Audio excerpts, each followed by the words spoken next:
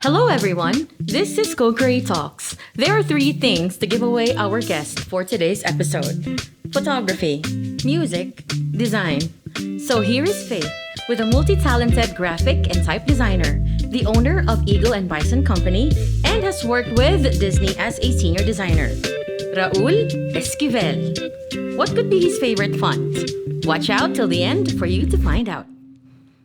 Hey guys, welcome to Co-Create Talk. So this is going to be another episode where we talk about type design. So we have here Raul Esquivel, who is the founder of the Eagle and Bison Design Company, and he's a graphic designer and type designer. So I've worked and known Raul for a while now, and I've been a huge follower of his work. But that's personally, I've gotten into the work Raul has done through Instagram and the work that we did together with this album with Kardashev, Liminal Right, and we can talk about that later on. So why don't you introduce yourself, Raul, to the audience? Sure, yeah. So, yeah, first of all, thanks for, having me on and inviting me to this. I'm a graphic designer. I was born and raised in Los Angeles, California. I've lived here all my life, and I pretty much got my start as a result of like my love of music. Like that's how I got started with design. I began like learning how to play guitar when I was like a kid, like maybe like around 13, 14. And back then is when I was like really into like, rock and stuff like that. So I would hang out with like a lot of people at schools, and then they would be like, hey, like, we like how you play guitar. You want to like start a band? So when I would be in a band, I would typically always do like the logo for the band, because I was like, I really like to draw and I really like to do stuff. So when we would play shows, other bands would be like, hey, who did your logo? It looks really cool. And I'm like, I did. And they're like, hey, you want to do our logo? And so then that's How it started. How I got my start with like doing graphic design was because of my love of music.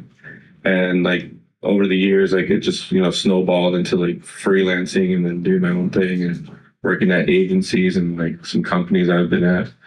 And then now today I've been doing type design I've had my type foundry and been making fonts since I think 2012, I think is when I made my first font. A little more than 10, 12, 13 years, I think. Yeah. Wow, that's a really long time.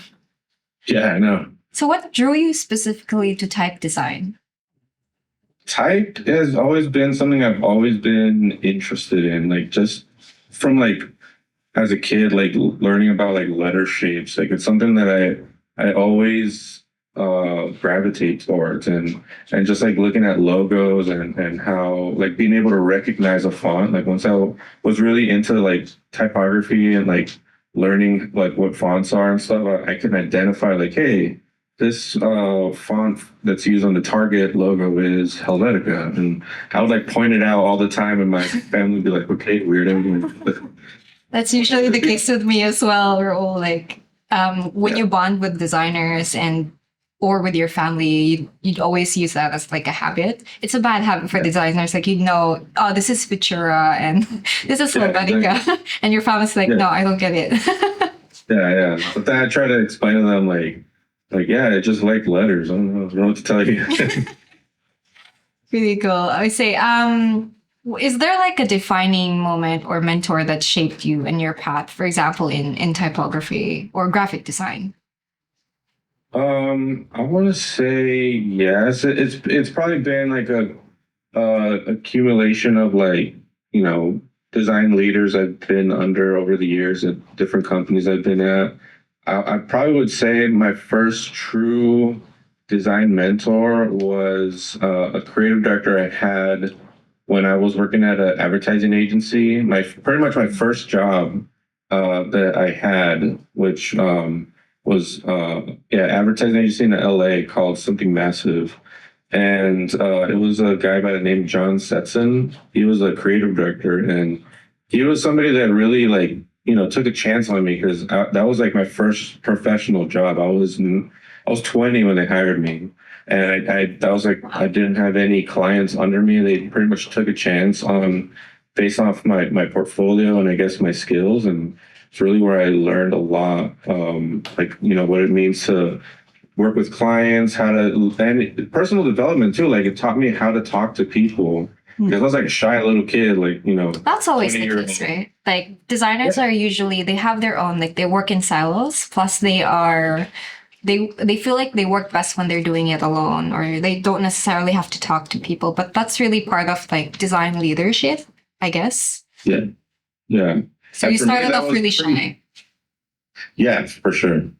But for me, that was pretty formative because I didn't go to college. I don't have a degree in design or anything. I'm self-taught. So learning like from like a mentor like that, teaching me like this is what you do, this is how you send client approvals, emails, this is what you have to do. I'm like, it was like a dream role pretty much, like being able to have him like teach me things. So that was my true first mentor, I believe. Yeah. Mm-hmm.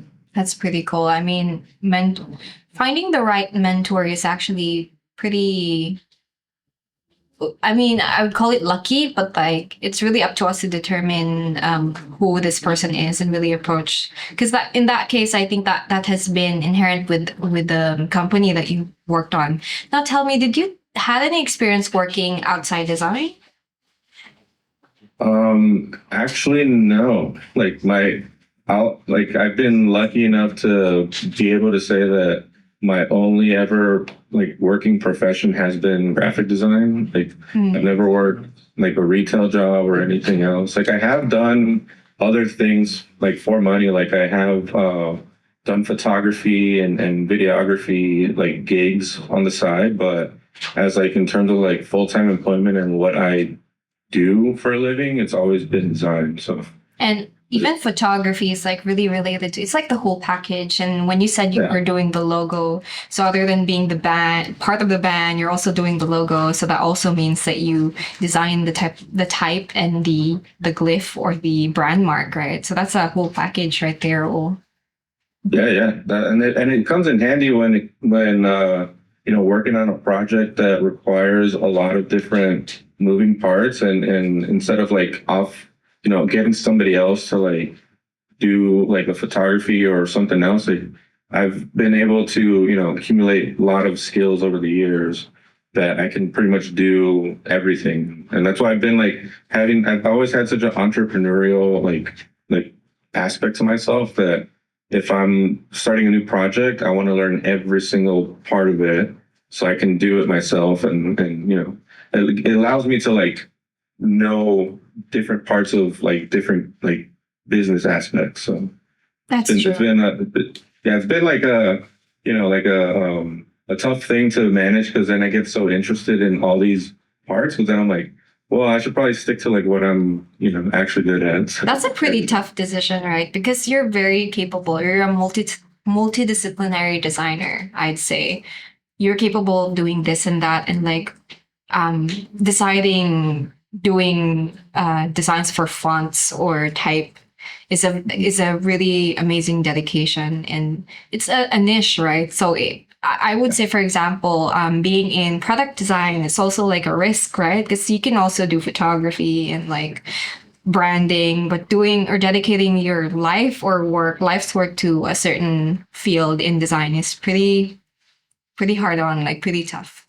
But at the same yeah, time, it's rewarding because I believe in that saying where someone told me you have to focus on that one thing and do it really well. Because if you're like doing, I don't know if you'd agree, and you can argue with me on this, but like other people are really amazing at doing different things at the same time, but there are also really those who decide to face a certain degree or expertise or a niche head on and really, really ace that department.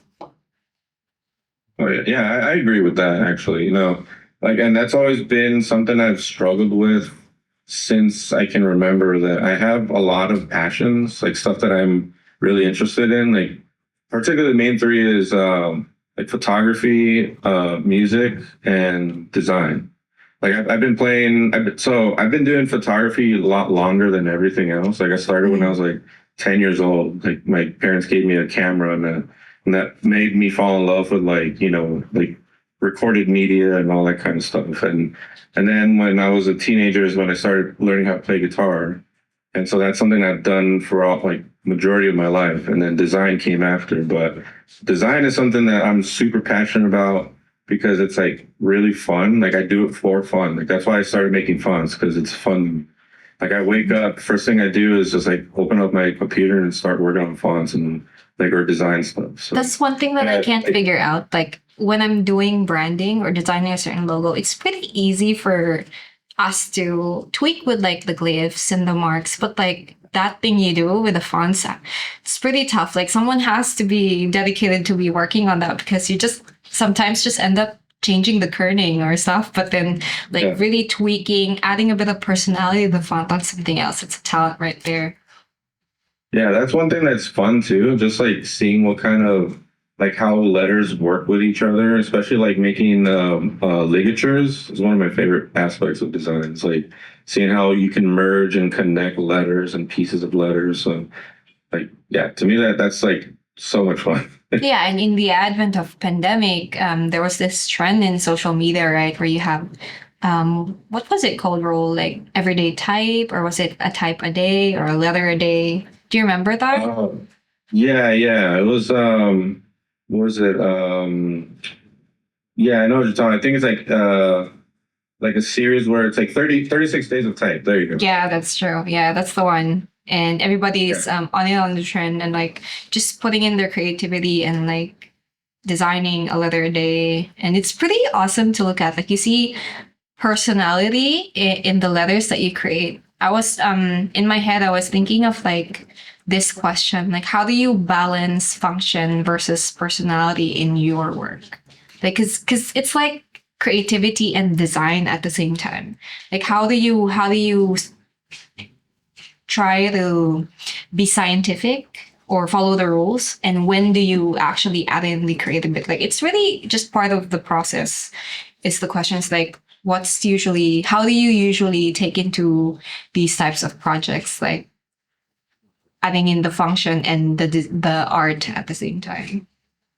Are you talking about like design in general or how I make fonts? Fonts. Fonts? Okay. So typically, like I like to look at what has come before me. So like if I want to do like a serif font, I typically look at what the characteristics of an existing serif font are. If I want to do a traditional like a Roman type of font, then I'll look at like Times New Roman or like stuff like those kinds of like Caslon or something like that. Mm-hmm. And then I look at like, okay, obviously there's pieces that are significant to like whatever a font is, so whatever type it is. And then if I want to be like straightforward with it, then I'll just like, okay, let me do a traditional angled like serif and all that. But then if I want to add more life to it, then I start adding like more ligatures or making like extended like serifs or stuff like that. So it typically is like it starts off with like just me messing around, and then if I see like, hey, this would be a good font to like actually build out, then I just I stop there, and then I try to like build it in a way that would be usable. Because like I think the hard part about type design is when you're actually making letters. You can make good looking letters, but if they don't look good together, like side by side, then it's not going to be a usable font, really. I know what you mean. Yeah. It's more of like the cohesive look Yeah. of everything. And plus, like for example, if it's a logo, it's the brand mark. And if it doesn't go along with the type that you're using or designing, it has to, like. Yeah. Typically, it's like I like to start with uppercase characters. And I always find that lowercase characters, I have a little bit more difficulty, because if you're trying to make it like more usable for like the end user, then you should add, lowercase and all your, special characters, punctuation. Yeah. So that's when it becomes like more thinking about like the end user as instead of like me just doing like, I don't know if you've seen like some videos I've done where it's like a full video and it's like a span of like 1 minute. Mm-hmm. It's like a time lapse. So those typically take like 30 to 40 minutes to make, and then I just compress it down. Wow. But it's just me making uppercase letters. I you know? see. Yeah, because I believe in the process that we do in product design, I know you also have experience developing websites. I've seen those on your stories. But like when you deal with end users or your clients, for example, my clients who are in healthcare or luxury rehab kind of thing, they require, or the projects that I do would require like a full, like a custom font, but at the same time, it has to be usable on web. Like it has to be, like you said, lowercase, special characters, all included, because some of these companies are global, for example, and they'd be using other characters as well that's catered to a different language. So those kind of considerations, just imagining how complex the process is for you when you design type. Yeah. Especially if I want to add multi-language support, that takes a lot longer. Like for instance, one font I'm working on right now was a font that I made like a couple of years ago. But I'm revisiting it and adding lowercase characters and multi-language support. And so far, I think I have like 530 characters I designed. Wow. And yeah. How long did it take? So far, it's taken like 3 weeks of like nonstop work. Well, that's pretty fast for me. I mean, my projects would usually take it to like a year or something. But yeah, 3 weeks. Amazing. Yeah, but that's just me because like I'm obsessive over that kind of stuff.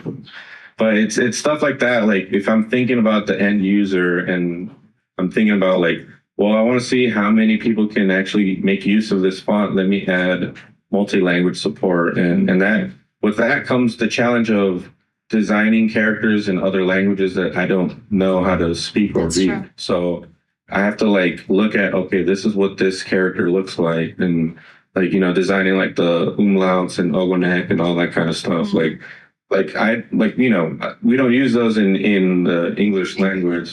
Some of them you do, but typically a lot of those, like I didn't even know what a charon was, and like all these kinds of little things. So yeah, like learning all that has come with like, I don't speak these languages, but let me try to make this usable for other people that speak other languages. Yeah, that's true. I mean, even like I feel like Vietnamese was it, but they contract like A and E and yeah, those kind of things.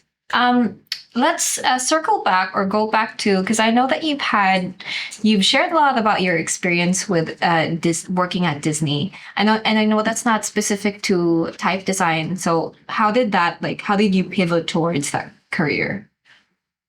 I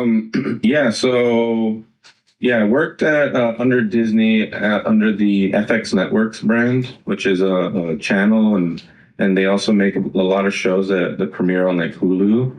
And so I got hired there as a senior print designer, and a lot of stuff that I did there was typically creating like either advertising or marketing assets for the shows that would like new shows that would premiere new seasons. Typically have like a lot of information. So there would be this thing called a media guide where you would design, it's like a book of information with like the season, the characters, the cast, the crew, everything that you need to know about that specific season. And so typically when we would get projects like, for those kinds of shows, they would give you all the information you need, and you would be in charge of designing the look of how that book looks like. So some shows have branding already established, so you just like take the logo, and if they have fonts or colors, and you use those. But other times, if they don't have any established stuff, sometimes you get to call the shots of how that season looks in terms of like digital and printed media. So for instance, sometimes I would start my process, and what I would make would then inform how the digital, like social campaigns, or even like activations at like, partnerships with like different stores, like a Starbucks or whatever, like a promotion or whatever. That kind of stuff would then be informed by what I create and what I give them assets. Other times it would be, hey, we have this show that has was created. The key art was created by an outside agency. They're giving us all the stuff, so just take those things and put it in your thing. So it really kind of depended on, what show it was, the visual language and the style. But there were some aspects where I did get to customize typography for a I show, see. for like one of those books and other projects. So that my skill set in type design really came in handy on some projects, which is nice. Amazing. Like, Yeah. yeah, that I didn't know that was like is that like a different project in itself? Like when you decide to for the direction of a certain brand or show, or is it part of like or is it like working with a wider team kind of thing? Um, Honestly, it's a lot of collaboration between the showrunners and upper management and the agencies that work on the key arts. I So see. the key art typically is it's a thing that goes from like it goes back and forth between the key art house and like creative directors and all that. They collaborate on like, hey, these are sketches. They hire like professional illustrators to sketch up a bunch of concepts, and then whatever gets approved actually gets like comped up and then actually created, and then from those pieces inform typically what we're doing on our part. So it's kind of like a like collaborative kind of cycle that goes back and forth, and that can change a lot. Like halfway through, like almost a release, they can say like the showrunners be like, "Hey, we actually don't like the key art that you spent the past like 4 months working on. Can we do another one?" Even though we're like 2 months away from premiere. So that was an actual So that thing. happens. Yeah. How do you deal with these? So we're getting into the details of like the process and the workflow that you've experienced. How do you headbutt with not necessarily stakeholders, but like key people in this kind of huge organization or company, and how do you deal with that as a creative? Well, typically you can't have any personal, you can't take anything personally. Like you can't have ego or anything. So it's like a thing where if the showrunner, like the actual people making the actual show want something, you can have upper management and like creative directors and stuff talk through them like, hey, we think your idea is wrong. We can comp it up and we can show you what it looks like. And you can have a little bit of pushback, but typically it's like whatever they say goes. But a lot of it is just like realizing that, whatever, like you don't, someone that was in my position didn't really have much say over like what, producers and all that stuff of the show putting in millions of dollars into the series and campaigns and all that stuff we're doing. So Yeah, you can't say like, no, this is my design. It has to be followed. Yeah. Yeah. Yeah. So a lot of it is, we can give suggestions and throw ideas and try to help out in the process. But a lot of it is just like, hey, this is what's going to happen. I know you spent time doing this, but we got to move in this direction instead. Can you? But it's enough for me. Yeah, like can you give us a comp in like like 2 hours so we can send it back to them? How do you deal with it? Do you just do it? Yeah, I mean sometimes you have to. Sometimes like especially working in like an industry like that, like TV and production stuff. A lot of it is fast paced, and a lot of it is just learning to like go with the flow, because a lot of stuff that happens could happen like last minute, even though you've had months and months of other work, preparation and other work. And then sometimes like a last minute thing, like, hey, actually they don't like this, even though you use this in all your other comps. This change, the key art change, can you change everything else that you spent a couple of weeks working on? Oh So, gosh. yeah. Yeah, usually Yeah, that's usually the case. I think it's more our attitude towards adaptability or being adaptable to these things. Because, for example, in product design, we run in cycles, but then we always have this belief that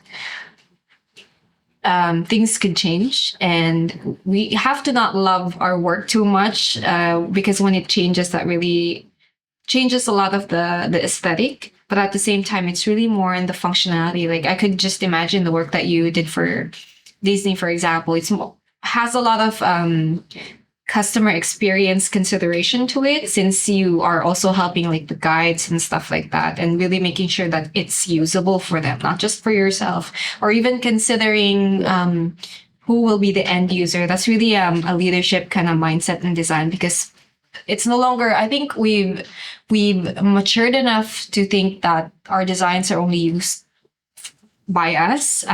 It's actually a happy thing if other people are using our designs at the same time, but we are not necessarily our clients, right? Like, we don't have the same personality. So that's also a challenge. Any other unexpected lessons you want to share in this journey that is design? Yeah, I mean, I would say, typically a lot of the stuff that I have learned over the years have been me not being afraid of, brainstorming, thinking of ideas, and trying to like set goals. Because I feel like if you set goals for yourself, like not even like, work wise, but like, I mean, it could be like professionally or personally, but like if you want to see yourself, living a certain type of life, or with like freedom or whatever, like being able to, work your own hours, typically that involves a level of commitment to something that you're passionate about. And if you can work doing something that you're passionate about, eventually it will be something that you can't see yourself doing anything other than that. And I feel that if you can find out something by just working on a lot of different things and not being afraid of like trying out new things, especially like say in the realm of design, just coming up with a bunch of design ideas or projects, just like trying stuff out for the sake of, seeing what sticks pretty much. Like if not being afraid of chasing just random ideas you have. Like if you come up with like, hey, it would be cool if I did a website that, serves this kind of solution for somebody.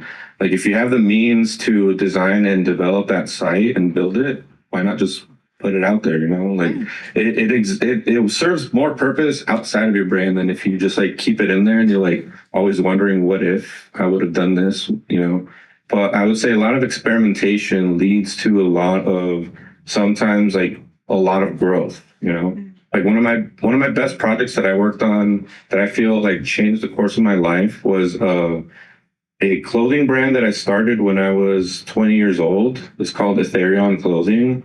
And I started that off of an inspired thought pretty much. And I worked on that project for over 7 years. And I took that project from zero and like I built something and had like a bunch of my friends help me out and was able to, design all the branding, did all the marketing, built the website, did photo shoots, did so many things that I taught myself about business and about design and about being just a creative person in general, that helped me over the years to what I'm doing now, because I put that whole project on my website as a case study. And every time like I would apply to a company, they always call that project out specifically, like, hey, we really like this project. And I tell them like, yeah, that's something that I worked on. And they see the volume of work that I put in over those years. And it's always something that they call out being really impressed by. So. Yeah, I think that's the thing for designers, right? You always have to think about the portfolio that we show into. Like, how do we get clients if we don't have a portfolio? So it's usually even for our company, like for example, I co-founded and established this new company in Australia called New, and we've been working with a lot of branding projects or website projects, but we never really packaged it as a case study. And I felt like that was something missing.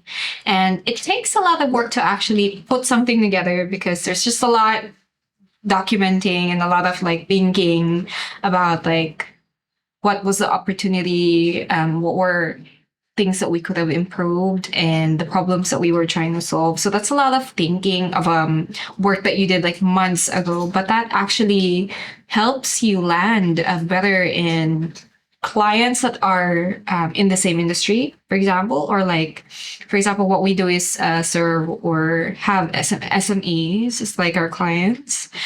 So that is a case study that we've done or showcase that we've done internally. But like you said, this is a project that you founded on your own, and you have a community of friends who have helped you. But that actually opened up a lot of opportunities for you.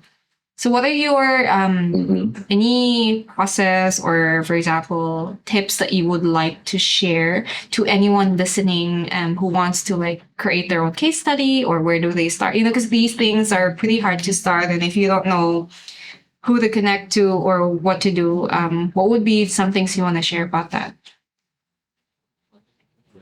So I would say the way that I've done it at least is if I have like a new case study or new portfolio piece that I would want to put in my portfolio, I typically start with gathering as much like images or like in progress shots, or hopefully if I have like older PSDs or iterations of like whatever I'm working on.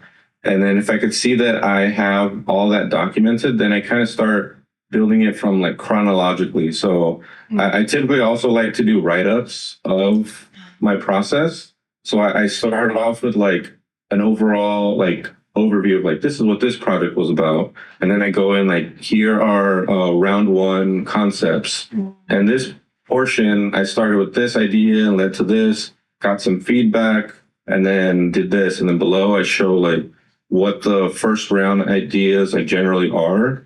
And then I go like round two ideas. After getting feedback, then I do this and I show those. So it's kind of like telling a story from beginning to end, and then getting to the final finished project at the very bottom.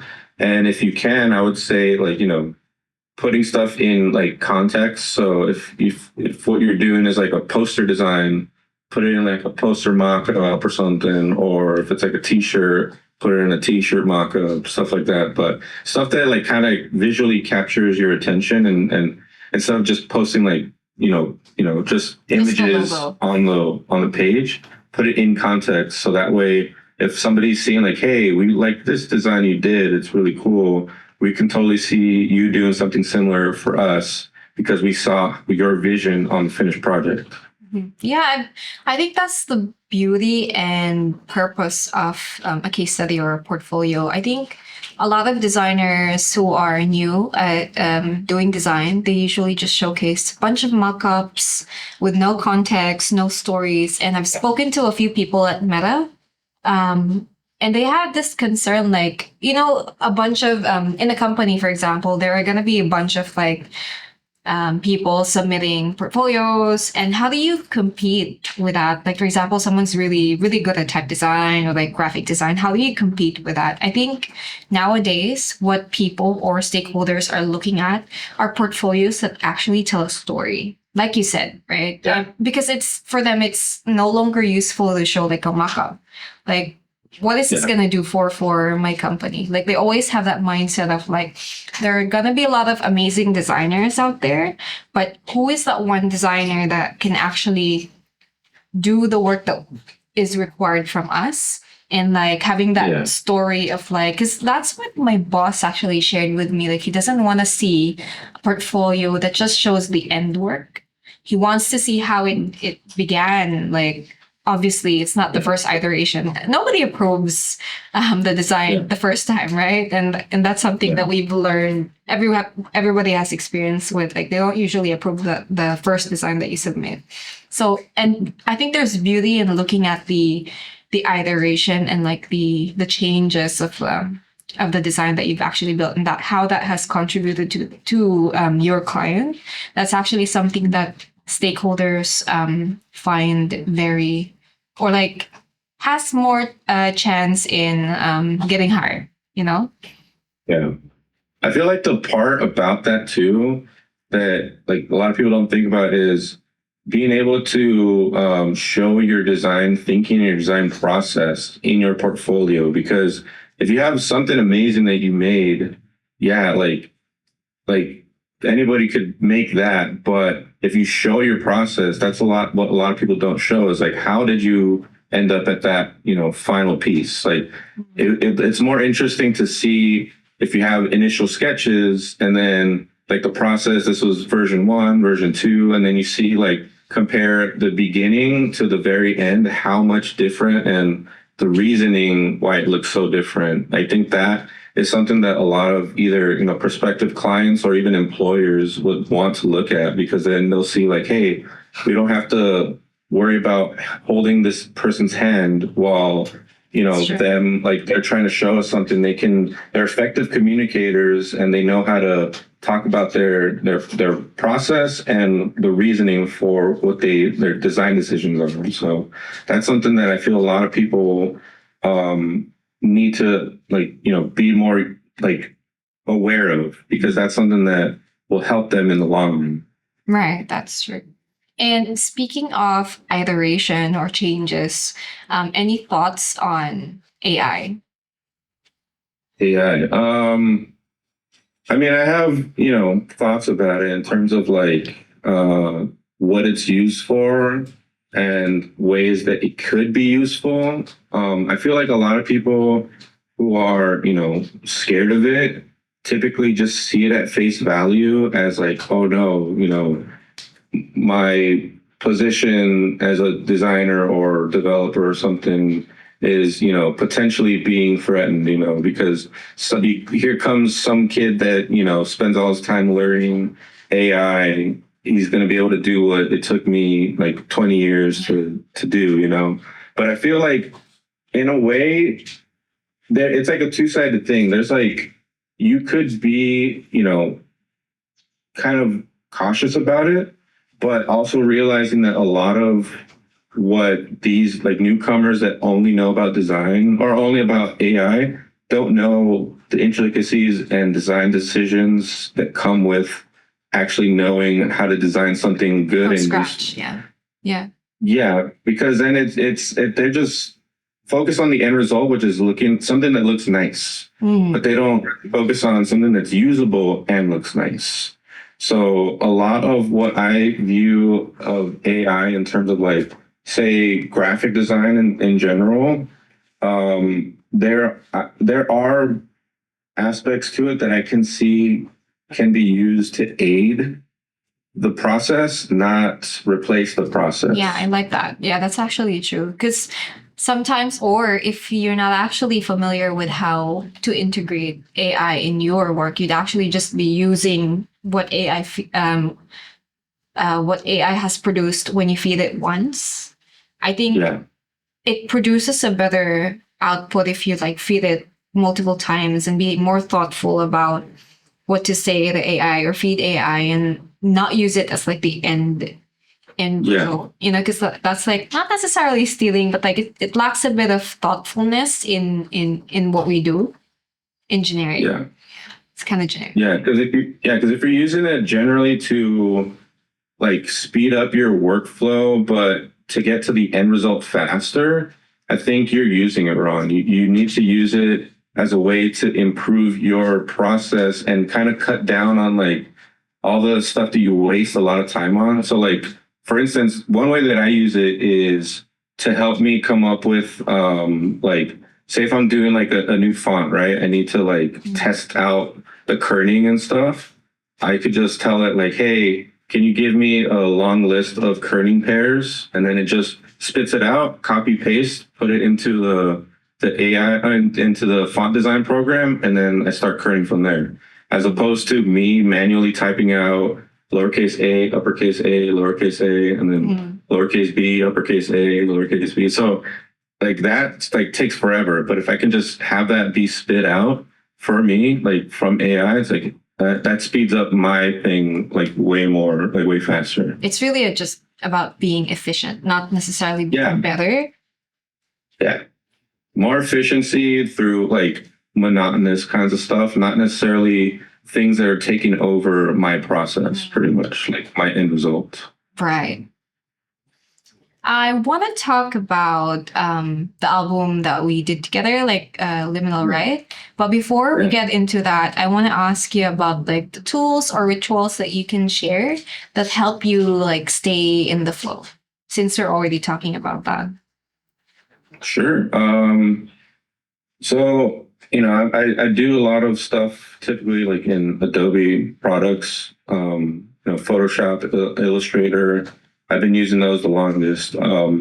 Typically for font design, I do like to work in Illustrator just because I have way more experience in it, but there is a dedicated font program called Glyphs, which is something that I've been using a lot more over the past couple of years. Just because it's a program specifically dedicated to making fonts, like everything you need to make multi-weight, multi-language support. Like it's a program for making fonts. And typically, yeah, I use that. I use a lot of Figma too. When it comes to like some client work that I do, like email design stuff, I do a lot of. But stuff like that in terms of like process, I like to use a lot of project management software, specifically Notion. I'm really into using Notion. Yes, I love Notion. Yeah, it's so good. I got into it maybe like a couple of months ago. I've had an account on Notion for a while, but a couple months ago is when I really started deep diving into it and creating like my whole like dashboard and everything and keeping track of projects and everything. But I use that. I also like to use Miro for like brainstorming. Nice. And then this other program called Milanote, which I like to store a lot of like information on there and just kind of like, mess around with different ideas. So, but like in terms of like workflow, I do a lot of things every day, and yeah, just Illustrator and I typically, if I'm going from a font like that I want to work on professionally, then I start off in Illustrator and then complete it there, and then I move the characters over to Glyphs, and then I start prepping and doing stuff there. But it's like a process that varies, because there is a way to generate fonts in Illustrator through the use of a plugin called Font Self. But it doesn't have as much usability or like stuff to tweak to create like different characters as glyphs. But a lot of it is like stuff that you pick up over the years of doing this kind of stuff. So. Yeah, but like the premium that they put on the price on these tools are pretty like they leverage it a lot. It's crazy. Yeah, the cheapest option is using Font Self, because that's like a plugin as opposed to Glyphs. It's its own program. Yeah. Awesome. I'm pretty familiar with a lot of like the workflow or more management tools that you mentioned, because I think being product just requires you to test a lot of these new and upcoming tools. They've evolved a lot over the years, and mostly I do know that a lot of like designers that I know, they usually leverage these like notes because there's just a lot on your machine and you just have to organize them as it helps your process. For today's episode of Co-Create Talks, we have a refreshing setup as we are here at Paday Hub Co-working Space.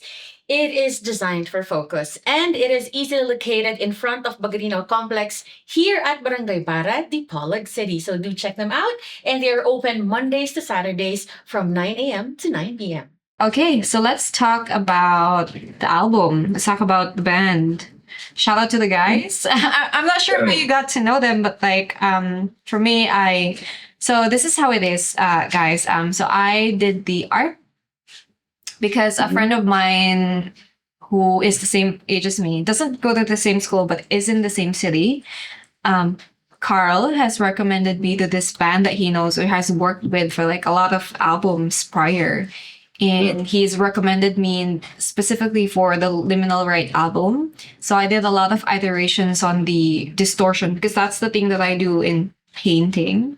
So on the day I usually do product design, but on like sometimes I do paint. So I did the distortion and everything. It was a pretty cool project to work on. And I noticed that they also had someone, Raul, do the custom branding and font. That's pretty cool. Like not just the fonts, but even like the glyphs and like how the story came to pieces. So I want to ask about how you know Kardashev and how you got into this project. Because is it like a series of projects that you've worked with them, right? Yeah. Mhm. Cool. Yeah. So yeah, so the way I met them is kind of wild. So as I'm a fan of like metal music, I listen to a lot of different kinds of music, and there's a point in time where I was just putting shuffle and like radio on Spotify, just listening to like new bands. And one day I came across Kardashev, and I'm like, yo, this band is cool. And so, I became a fan of them. And then, and this was, I think, maybe 2017. And then in 2018, I worked on this project called the Daily 365 project, where it's like I would create one thing a year for the entire year. Oh, I saw that. Yeah. Pretty cool. Yeah, and each month would be a new theme.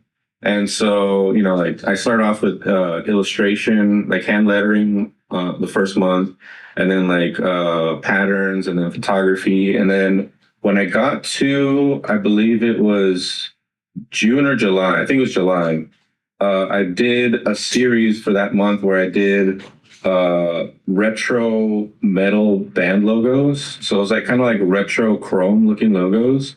And I would do logos for my favorite bands. So it was just like I would create a logo, and then I would in the caption write like how I got into the band, and I would tag all the members and stuff. And then I think it was either the second or third day of July where I did Kardashev, and I wrote like how I discovered them, what their music, how I love it and everything. And I tagged Kardashev because that was like the only, handle that I knew.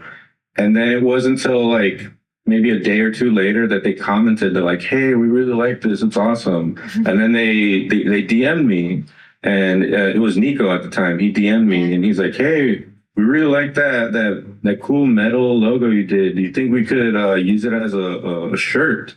And I'm like, yeah, hell yeah, dude, it's totally. So I prepped a shirt for them with that logo, and then they actually put it up on their shop. And so from there, it was like a thing where like they followed me, and then like I became friendly with them. And then I can't remember what happened next. I think it was Nico started streaming on Twitch. And so I was in there a lot, hanging out. And I think he mentioned to me like, hey, we're going to be working on like streaming a lot more. Do you think you can help us out with like creating like Twitch layouts and stuff? And then so at that same time was when they were working on Liminal Right. And he also told me like, hey, so we're also looking for a brand new logo and other stuff. Like, would you be interested in like working on this project, like a rebranding project from the ground up? And I was like, yeah, totally, absolutely.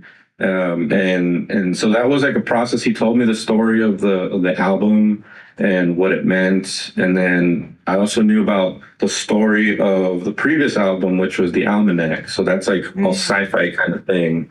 And so we kind of worked in collaboration with, I created a dedicated font for them, where like for their like branding and stuff. But then we were thinking future tense about the sci-fi story of the Almanac. And that's when I created 5 additional fonts, but they were iconic based. So they're like, I don't know if you've seen them. They're like icons that each character are like kind of glyphs, and that's like a language that the characters speak or something like that. So a lot of it was has like its world kind of just in like itself. It has that. Yeah. So a lot of it was just like, thinking like really weirdly, and then just like me pitching that idea and then them loving it. Yeah, Because they it's like, pretty game on anything. I think that cool thing about working with musicians and designers, so like they function the same. Like they have wired their brains the same. And if you Yeah. like if they have these suggestions and you have this suggestion, it's just linked together, and so that's pretty cool. I love Yeah. how their album, you've added a lot of personality to their albums and by extension their songs, and it's amazing how you also do music, right? And so I feel like Yeah. you guys bond a lot on that. And I love how people in general who are supportive of artists and like just tapping them and really promoting their work, that has been amazing with Kardashev. So every opportunity they get, they mention you.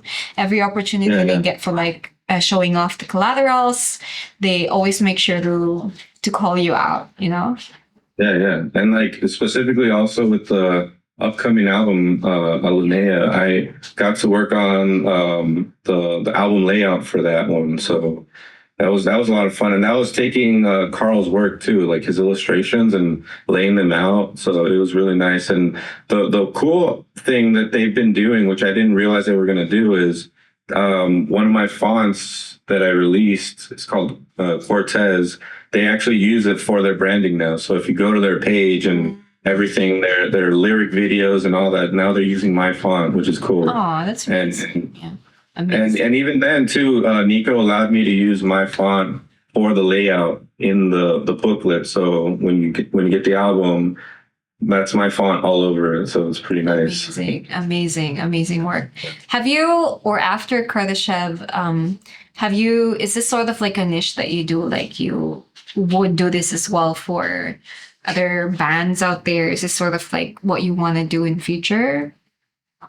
Kind of. I mean, my main background for many years has always been within the music industry. Like typically, like how I got started in design was because of music, and I would freelance mostly with musicians.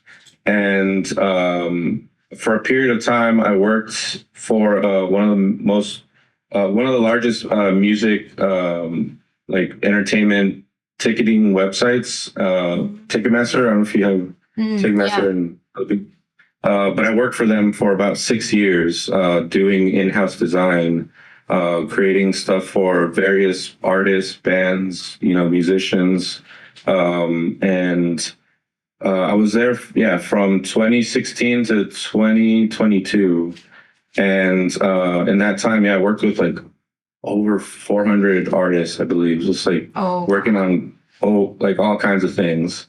And for a period of time, I was also a communications designer there. So I actually got to work on, their email process. So their onboarding email flow, their newsletter, their post-purchase, like confirmations, all that kind of stuff. And that was the thing where I got to really work hand in hand with like the product development team, like product design team also.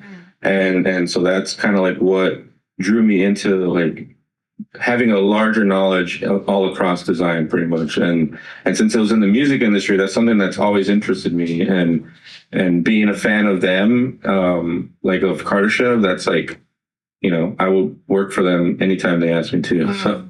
Yeah, same. It was an amazing experience having to see a lot of people purchasing the merch and really taking photos of it. It was pretty cool. Awesome, yeah, for sure.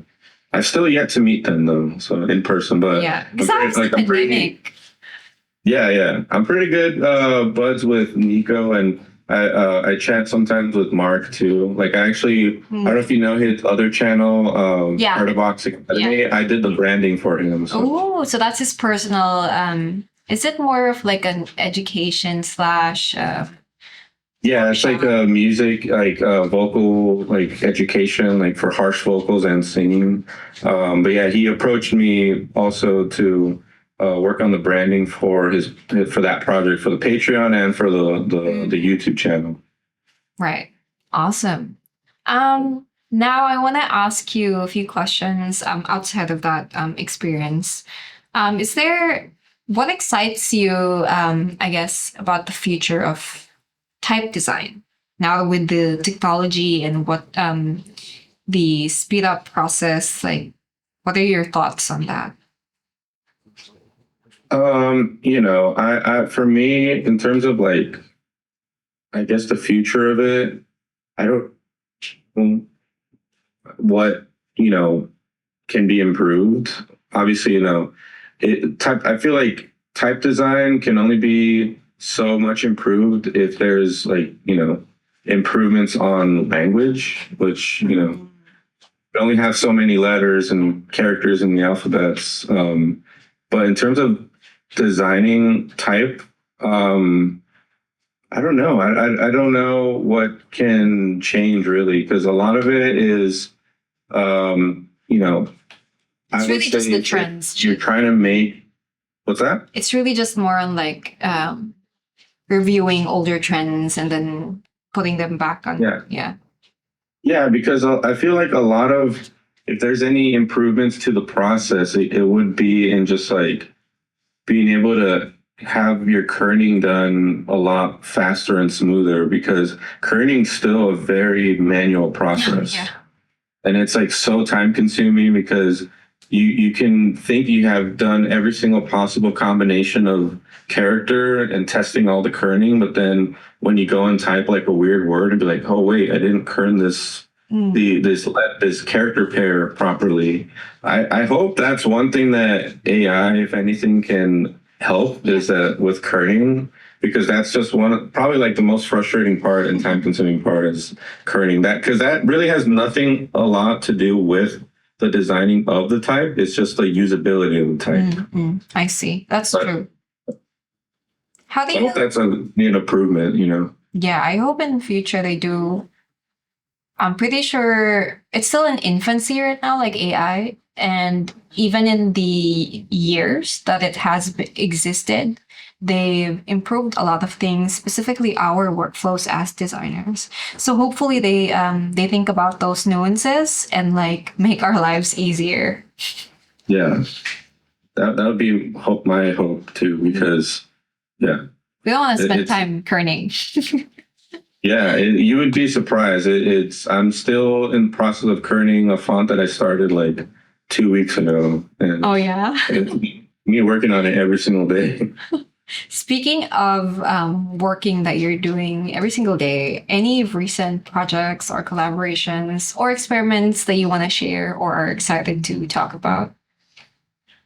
Yeah, I mean, just right now, I've been working on a couple of fonts that I'm trying to wrap up. There's 3 that I have in the pipeline. One is already finished. I just need to, create like the product images and put it up for sale. So, but that one I'm kind of holding off because I just want to finish the current one that I'm on. But I have 3 new fonts coming out, hopefully within like by the end of this month or maybe end of May. And after that, I'm on picking back up on this project I started last year called Everyday Type, which is this project that I started because of my obsession of always seeing letters in everyday life. Yeah, I saw. I saw the reels that you did. Pretty amazing, man. Like you're just looking at like was it the car lights, right? And then you converted it into something else. Amazing. Yeah, I was like sitting behind a car and I'm like, that looks like a letter C. Let me record a really quick video. Then I took it home and then I created a whole font based off of that kind of like design style. So that's something I'm picking back up on, adding more variety to it, not just like everyday life. I'm also going to be doing like, stuff relating to like popular media. So like watching movies or shows. And if I'm watching something like, hey, that looks like a letter in this scene of this movie. So that's something that I'm excited to start up again. And then also, it would be really cool it would be really cool for you to have like a catalog of all these things that you do. There's a lot already. Like think about the potential of the variations that you'd be creating from these. It would be really cool to showcase them into like a one book kind of thing and be like a source of inspiration for type designers as well. It's pretty cool. Yeah, I mean that's something it would be nice too. I got to figure something out like that. Like if it's its own website would be kind of nice. But currently that project just lives on like Instagram and YouTube. But I'll see like if I can put it in any other kind of form that would be like, hey, just if you see stuff in your everyday life, just create like a fun little exercise out of it. Awesome. Yeah. So before we go into your platforms or where we can find you, I want a quick rapid fire questions here. So what's your favorite font? Ooh, favorite font is Tough, right? avant-garde, avant-garde pro. Oh, really? I don't even know Um, what's my favorite font. What's my favorite font? Because in product design, we just really anything that's readable or accessible. That's really what we think yeah. about. How about favorite go-to inspiration tool? Ooh, probably. I mean, I only started using it within the past maybe 2 years, and that's Pinterest. Mhm. There was like a point in time where like I was exclusively like against using Pinterest, but if it's just for like ideas, I'll just glance at it. But primarily also it's like Instagram because I'm always on Instagram. So Mhm. So that's I was gonna ask you what your next favorite social media platform as an artist or to showcase your work, but I guess then the answer would be Instagram. yeah, mostly Instagram. I hardly ever use TikTok. I don't understand. Oh, you're one of those. You're one of those people. That's also me, Raul. I can't function in TikTok, and I'm so sorry. I mean, I know it's the fastest way to market yourself, and now that it has a shop capability, that's a win-win Yeah. for a lot of entrepreneurs slash designers. But I can't dance, and like, no, I don't do those stuff. I'd rather Yeah. just do it on Instagram. Yeah. Is there any, I know this is cliche, but like any advice you want to share to young designers or designers who want to pivot towards type design? Any words you want to share? I would say just practice, don't be afraid of making stuff that looks bad, especially in type and fonts, because like I look back at my first fonts and all the fonts I've made, over the years, I've made a ton of fonts, a lot of them that are not released or stuff that I never finished, stuff that I started.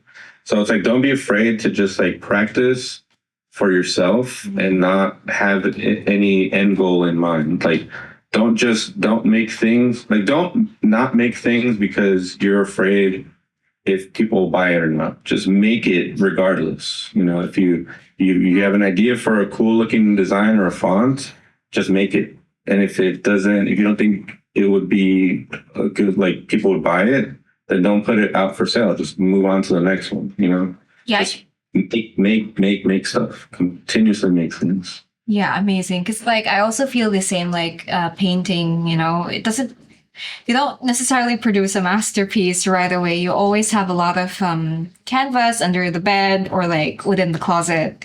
So that's really something that takes a lot of time and patience. I feel like for designers, but it's worth actually doing. It's part of the process. Just really practicing over and over and getting to where you want to be in your style in design. You know?